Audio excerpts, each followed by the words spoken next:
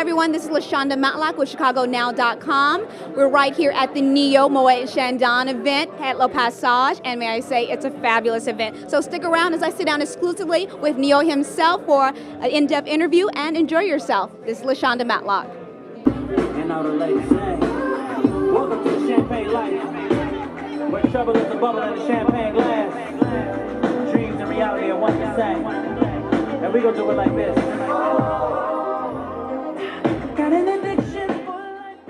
Hi everyone, this is LaShonda Matlock with ChicagoNow.com, Chicago Tribune, and I'm right here with R&B star, Grammy Award-winning sensation, and actor, Neo. How are you today? I'm good, Mama. How are you? Fine. Now, you haven't been to Chicago in a while lately, so... Yeah, it's been a little minute. I've been busy. Been really, really busy.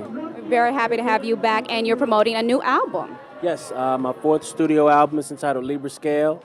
It's going to come out November 22nd. November 22nd, no more pushing back the album release date. November 22nd is the absolute date it will be out. I kind of noticed a theme going on here. You have the Moet and Chandon, the Champagne Live, so explain a little bit about that. Well, you know, Moet, they're good friends, and I put out the song Champagne Life, and it just made perfect sense for us to get together and do something classy and sexy like what we're doing tonight.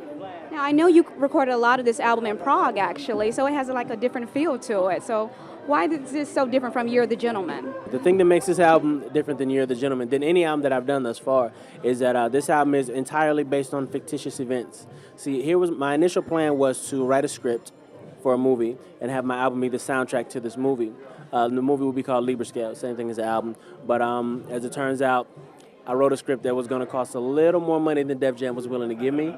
So we decided to break it down and tell the story through the videos. But the album still tells the complete story. First song to the last song tells the complete story of the album. Now, I know we saw a sneak peek of that with Beautiful Monster and with Champagne Life. So I kind of see something going on there. So what can we expect next? Well, the next single, the current single is One in a Million. It's the third installment of the Libra Scale story.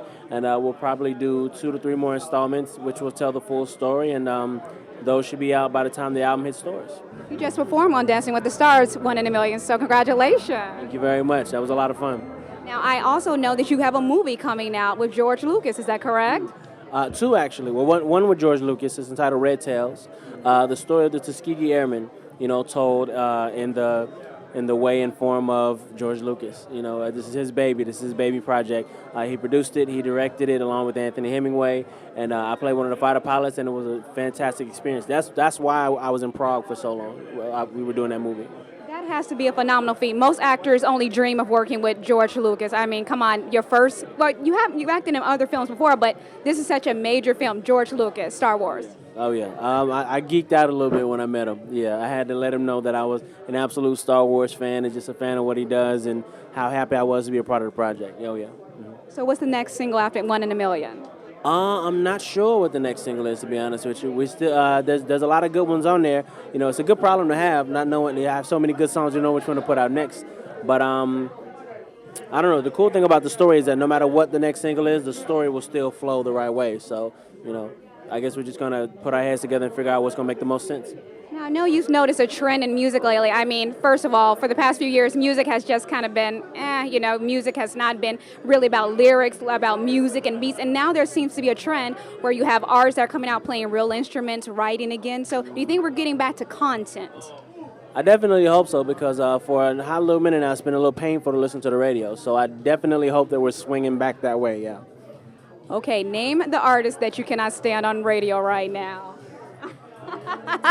Come on, give me a hint. Give me a hint. You are trying to get me in trouble, and I am not going to let you. I'm going to say there's some difficult things out there to listen to right now, but there's also some good stuff along with the bad stuff, and I'm going to focus on the positive element of it. Who's your favorite right now? Favorites right now? I don't have a whole lot. I'm liking Bruno Mars. I'm liking what he's doing on the pop side of things. Really talented cat.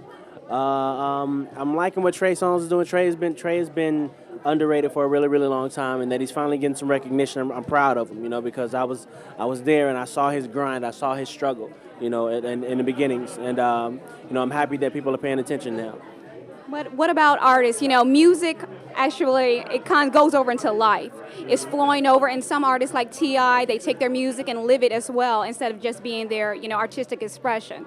So what do you think about artists nowadays saying one thing on the radio and then going out and doing drugs and so forth, getting arrested? Don't you think that's a little bit crazy and not separating business and their personal lives? In a perfect world, we would be able to do so. However, in the music industry, business and your personal life run so close together that sometimes it's difficult to differentiate the two. So, what a person talks about in a song and what a person does in real life, a lot of times become the same thing. And it's difficult, but I guess in a lot of ways it just kind of is what it is. So does your music still affect your life? I know you wrote a song previously on one of your first album about breakup and your relationships as well. So is your music still inspiring you? I would say in my case, life definitely imitates art, and vice versa. It goes both ways. I write about true to life experiences, things that happen to me, and that's the way I learned how to write, and I feel like that's how my songs come out the best. So I'm gonna stick with it. So when can we expect you back in Chicago? Good question.